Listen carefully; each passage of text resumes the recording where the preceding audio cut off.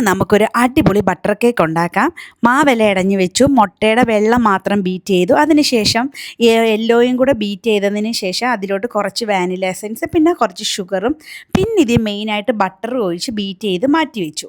എന്നിട്ട് കുറേശ്ശെ ഇടഞ്ഞു വെച്ചിരിക്കുന്ന മാവ് ഇതിലോട്ട് ഇട്ട് ഒന്ന് മിക്സ് ചെയ്ത് ഓവൻ 10 മിനിറ്റ് പ്രീ ഹീറ്റ് ചെയ്ത് 150°C ബേക്ക് ചെയ്തെടുക്കുക. ഇനി ഇതിനായിട്ട് നമ്മൾ ക്രീം ഉപയോഗിക്കുന്നില്ല, അതിനായിട്ട് ബട്ടറും പഞ്ചസാരയും എടുത്ത് ഒന്ന് ബീറ്റ് ചെയ്യുക.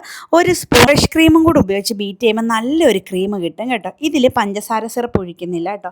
ഇത് നമ്മൾ കൊടുക്കുന്നതെന്ന് വെച്ചാൽ അല്ലുവിൻ്റെ അംഗനവാടിയിലെ കൂട്ടുകാരികൾക്കാണ്. അപ്പം നമുക്ക് വേണ്ട ക്രീം അങ്ങോട്ട് മിക്സ് ചെയ്ത് തേച്ച് പിടിപ്പിച്ച് അടുത്ത ലെയറും കൂടെ തേച്ച് പിടിപ്പിച്ച് കഴിഞ്ഞാൽ നമ്മുടെ കേക്ക് റെഡി ആയിട്ടുണ്ട്. ഇത്രയേ ഉള്ളൂ കേട്ടോ.